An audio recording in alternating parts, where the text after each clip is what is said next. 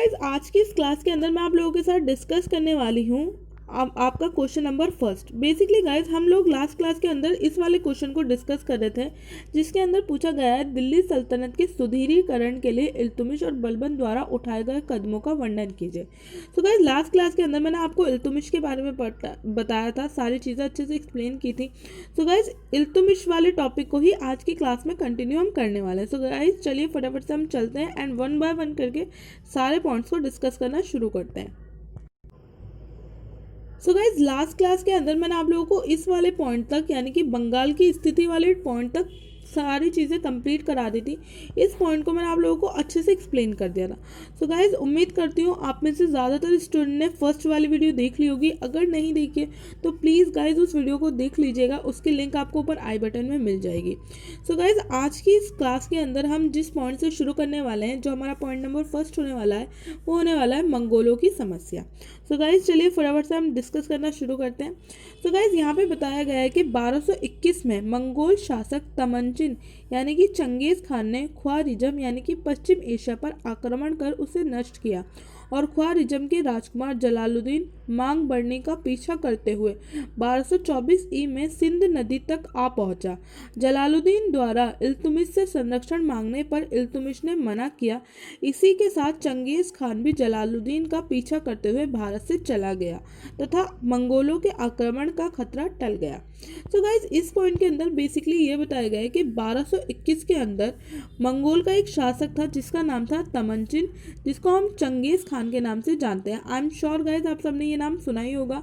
उसने पश्चिम एशिया, जिसे उस टाइम पे ख्वारिज्म भी कहते थे, उस पर आक्रमण कर उसे नष्ट कर दिया। तो गाइज जब ख्वारिज्म नष्ट हो गया तो उस टाइम पे जो वहाँ का राजकुमार या जो भी शासक था उसका नाम था जलालुद्दीन मांग बर्नी। वो भारत आ गया हेल्प मांगने के लिए। तो जब वो भारत आया तो उसे पता चला भारत में दिल्ली सल्तनत का शासन है और दिल्ली सल्तनत के अंदर इस वक्त इल्तुमिश का शासन चल रहा है। तो उसने इल्तुमिश से अपने लिए संरक्षण मांगा, अपने लिए हेल्प मांगी ताकि वो चंगेज खान से बच सके। क्योंकि गाइज ऐसा कहा जाता है चंगेज खान के बारे में कि चंगेज खान एक बहुत ज़्यादा खूंखार शासक था। वो अपने दुश्मन को बिल्कुल भी बख्शता नहीं था, वो उसको मार देता था, जान से मार देता था। सो गाइज इसी चीज़ को देखते हुए जो जलालुद्दीन है उसने इल्तुमिश से हेल्प मांगी, लेकिन इल्तुमिश कहीं ना कहीं इस बात जानता था कि अगर वो जलालुद्दीन की हेल्प करेगा तो कहीं ना कहीं वो चंगेज खान से दुश्मनी मोल लेगा, जो कि वो बिल्कुल नहीं चाहता था। क्योंकि चंगेज खान एक बहुत ज़्यादा खूंखार शासक था, उसके अंदर बिल्कुल भी दया की भावना कुछ नहीं था, वो सिर्फ जीत में यकीन रखता था। तो इल्तुमिश नहीं चाहता था कि जलालुद्दीन की हेल्प की वजह से चंगेज खान उसका दुश्मन बने और इसी वजह से चंगेज खान की जो दृष्टि है वो भारत पे पड़े।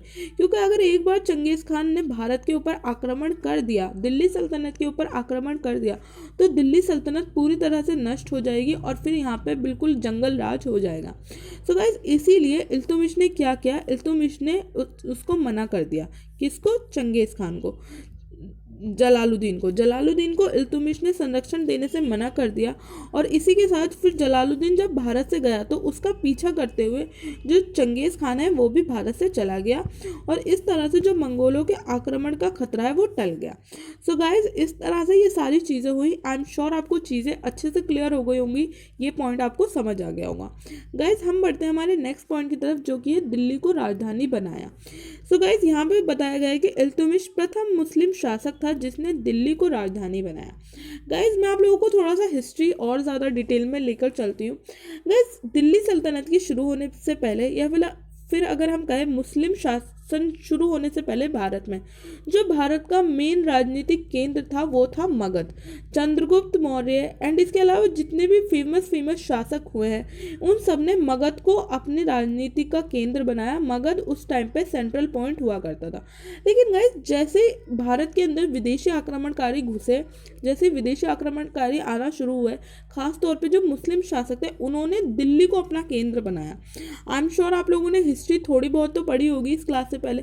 तो जब भी आप लोग हिस्ट्री पढ़ेंगे आप लोग देखेंगे दिल्ली सल्तनत के शुरू होने से पहले का जो टाइम पीरियड है उसके अंदर हमें ज़्यादातर जो डिटेल मिलती है वो मगध से रिलेटेड मिलती है। बट जैसे ही मुस्लिम शासन भारत के अंदर शुरू हुआ दिल्ली मेन सेंटर पॉइंट बन गया। और गाइस इसीलिए आपको इस पॉइंट को 101% अपने माइंड में रखना है कि इल्तुतमिश प्रथम मुस्लिम शासक था जिसने दिल्ली को अपनी राजधानी बनाया था। सो गाइज ये चीज़ आपको अपने एग्जाम में ज़रूर मेंशन करनी है, आपके लिए बहुत ज़्यादा हेल्पफुल होगी। सो गाइज अब हम बढ़ते हैं हमारे नेक्स्ट पॉइंट की तरफ, जो कि है इल्तुतमिश के शत्रु। इल्तुतमिश के शत्रु। इसके समय में अनेक इक़्तिदारों ने विरोध कर दिल्ली को घेर लिया। कबीरुद्दीन अय्याज ने मुल्तान पर अधिकार कर लिया। मलिक मोहम्मद सलारी ने बदायूं पर अधिकार कर लिया। मलिक सैफुद्दीन कूची ने हास पर अधिकार कर लिया। इनके विद्रोह को दबाने के लिए रुकनुद्दीन दिल्ली से बाहर गया। उसकी अनुपस्थिति का फायदा उठाते हुए रजिया ने दिल्ली के समर्थन से रुकनुद्दीन की मां व रुकनुद्दीन की हत्या करवा कर स्वयं शासक बनी। इल्तुतमिश के समय में भी अलाइदोज व कुबाच के साथ टकराहट बनी। 1215 में इल्तुतमिश ने तराइन के तीसरे युद्ध में अलाइदोज कुबाच को पराजित कर सिंधु नदी में डुबोकर मार डाला। सो गाइस इल्तुतमिश के बहुत सारे शत्रु हुए जिन्होंने अलग अलग टाइम पे अलग अलग जगह पर अधिकार कर लिया, जैसे कि बदायूं, मुल्तान और इस तरह से। इसके अलावा जब दिल्ली सल्तनत में ये सारे विद्रोह चल रहे थे तो इन विद्रोह को दबाने के लिए जिसको भेजा गया उसको भी मार डाला गया। किसके द्वारा? रजिया सुल्तान के द्वारा। इस तरह से गाइस इल्तुतमिश ने अपने पूरे जीवन काल में काफ़ी सारे युद्ध लड़े, काफ़ी सारे दुश्मनों का सामना किया। सो गाइज आप लोगों को इस पॉइंट को ध्यान रखना है, इम्पॉर्टेंट है। तो गाइज अब हम बढ़ते हैं हमारे नेक्स्ट पॉइंट की तरफ, जो कि है इल्तुतमिश के निर्माण कार्य। स्थापत्य कला के अंतर्गत इल्तुतमिश ने कुतुबुद्दीन ऐबक के निर्माण कार्य कुतुब मीनार को पूरा करवाया।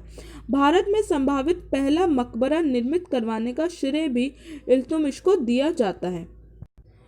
इल्तुतमिश ने बदायूं की जामा मस्जिद व नागौर में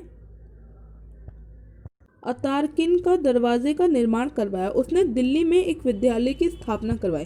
सो गाइस इल्तुतमिश के निर्माण कार्य भी हमारे इतिहास में काफ़ी ज़्यादा फेमस हैं और जो उसकी सबसे फेमस कृति मानी जाती है वो मानी जाती है कुतुब मीनार। बेसिकली गाइस कुतुब मीनार को लेकर काफ़ी सारी चीज़ें जो कि कंफ्यूज करती हैं इतिहास के अंदर, लेकिन मैं आप लोगों को एक्सप्लेन करने की कोशिश करती हूँ गाइस। बेसिकली कुतुब मीनार को जो स्टार्ट करवाया था वो करवाया था कुतुबुद्दीन ऐबक ने, जो कि इल्तुतमिश का मालिक था, इल्तुतमिश जिसका गुलाम था उसने। लेकिन इसको पूरा करवाने से पहले ही कुतुबुद्दीन ऐबक की मृत्यु हो जाती है, जिसके बाद कुतुब मीनार को जो इल्तुतमिश था उसने पूरा करवाया और आज भी दिल्ली के अंदर कुतुब मीनार है और काफ़ी ज़्यादा फेमस है। तो गाइस आपको कुतुब मीनार का ध्यान रखना है कि बेसिकली इसको किसने स्टार्ट करवाया, किसने पूरा करवाया। तो गाइस आगे जब हम बढ़ते हैं, इसके अलावा इल्तुतमिश ने बदायूं में एक जामा मस्जिद बनाई, इसके अलावा एक दरवाज़ा बनवाया। इस तरह से ये कुछ महत्वपूर्ण कार्य हैं जो कि आप लोगों को ध्यान रखना है, जो कि इल्तुतमिश द्वारा किए गए थे। इसके बाद गाइस जो हमारा नेक्स्ट पॉइंट है वो है इल्तुतमिश की मृत्यु। तो गाइस इसके अंदर बताया गया है कि बयाना पर आक्रमण करने के लिए जाते समय मार्ग में इल्तुतमिश बीमार हो गया। इसके बाद इल्तुतमिश की बीमारी बढ़ती गई। अंततः अप्रैल 1236 में उसकी मृत्यु हो गई। इल्तुतमिश प्रथम सुल्तान था जिसने दो आबा के आर्थिक महत्व को समझा था और उसमें सुधार किया था। इल्तुतमिश का मकबरा दिल्ली में स्थित है, जो एक कक्षीय मकबरा है। सो गाइस इस तरह से जो इल्तुतमिश की जो डेथ हुई है वो हुई है बीमारी के कारण। बेसिकली इसे किसी ने मारा नहीं है। और कब हुई है डेथ, ये आप लोगों को ध्यान रखना है 1236 में, जब वो एक अभियान के लिए जा रहा था। इसके अलावा आपको ये भी ध्यान रखना है इल्तुतमिश का मकबरा कहाँ है। सो गाइस ये वाला पॉइंट भी इंपॉर्टेंट है, आप इसको ध्यान रखिएगा। अब हम बढ़ते हैं हमारे नेक्स्ट पॉइंट की तरफ। गाइस हमारा नेक्स्ट पॉइंट है इल्तुतमिश का उत्तराधिकारी। रजिया जो सुल्तान की पुत्री थी को इल्तुतमिश ने अपने जिंदा रहते हुए ही उत्तराधिकारी घोषित कर दिया था, क्योंकि सुल्तान का बड़ा पुत्र नसीरुद्दीन महमूद प्रतिनिधि के रूप में बंगाल के शासन कर रहा था। यहाँ पर रहते हुए 1229 में नसीरुद्दीन की मृत्यु हो गई तथा अन्य पुत्र अयोग्य थे, जिसके कारण रजिया को उत्तराधिकारी घोषित किया गया। रजिया भारत की पहली मुस्लिम शासक थी। तो गाइस इल्तुतमिश का जो उत्तराधिकारी था वो थी रजिया सुल्तान, जो कि उसकी बेटी थी। बेसिकली गाइस इल्तुतमिश के बेटे तो हुए हैं, हालांकि कुछ इतिहासकार ये मानते हैं कि इसका कोई बेटा ही नहीं था, लेकिन ऐसा नहीं है, इसके बेटे थे। थे, जिसमें से पहला था नसीरुद्दीन महमूद, जो कि बंगाल का शासक था, लेकिन वहाँ पे रहते रहते उसकी मृत्यु हो जाती है। इसके अलावा जो अन्य उसके बेटे थे वो अयोग्य थे, तो उनको शासक बनाने का कोई फायदा नहीं था, क्योंकि उन सबसे राजपाट नहीं संभलता। इसीलिए इल्तुतमिश ने क्या किया, इल्तुतमिश ने अपने जिंदा रहते हुए ही रजिया को उत्तराधिकारी घोषित कर दिया। और ये पॉइंट आपको मोस्ट इंपॉर्टेंट ध्यान रखना है गाइस कि रजिया भारत की पहली मुस्लिम शासक थी। इनफैक्ट गाइस जितना भी हमारा ये पूरा टाइम पीरियड चलता है मुस्लिम शासन का, चाहे दिल्ली सल्तनत की बात करें या फिर हम मुगल वंश की बात करें, तो गाइस बहुत ज़्यादा कम ऐसी वुमेन्स हुई हैं जिनका इसके अंदर इनरोलमेंट था, जो इसके अंदर इन्वॉल्व थी। सो गाइस आप लोगों को इन सारे पॉइंट्स को ध्यान रखना है। उम्मीद करती हूँ कि आज की ये वीडियो आप लोगों के लिए हेल्पफुल रहेगी गाइस। सो गाइस अगर आप लोगों को ये क्लास अच्छी लगी हो, मेरी मेहनत अच्छी लगी हो, तो प्लीज़ गाइस इस वीडियो को ज़्यादा से ज़्यादा लाइक कीजिएगा। आज की वीडियो का टारगेट हमारे 500 लाइक्स है, तो गाइस मैं देखना चाहती हूँ कि आप लोग इस टारगेट को कब तक पूरा करते हैं। इसके अलावा गाइस अगर इसके अलावा आप लोगों को कोई और वीडियो, कोई और टॉपिक बहुत ज़्यादा इंपॉर्टेंट लगता है, तो वो भी आप मुझे कमेंट कर सकते हैं, या फिर इस वीडियो में अगर आपको कुछ समझ ना आया हो तो वो आप मुझे कमेंट कर सकते हैं। साथ के साथ गाइस आपके जितने भी फ्रेंड्स हैं जो कि SOL के अंदर स्टडी कर रहे हैं, या फिर जो भी दिल्ली सल्तनत से रिलेटेड कुछ जानना चाहता है, गाइस उन लोगों को आप ये वीडियो शेयर कीजिए। एंड अगर आप लोग चैनल पर पहली बार आए तो गाइस अगर आप लोग हमारी फैमिली का हिस्सा बनना चाहते हैं तो चैनल को ज़रूर सब्सक्राइब कीजिएगा। आई एम श्योर आगे फ्यूचर में भी मैं आप लोगों के लिए इतनी ही अच्छी वीडियोस लाती रहूँगी। सो गाइस आज की इस क्लास में बस इतना ही। मिलती हूँ मैं आप सबसे अपनी नेक्स्ट क्लास के अंदर। तब तक के लिए थैंक यू सो मच।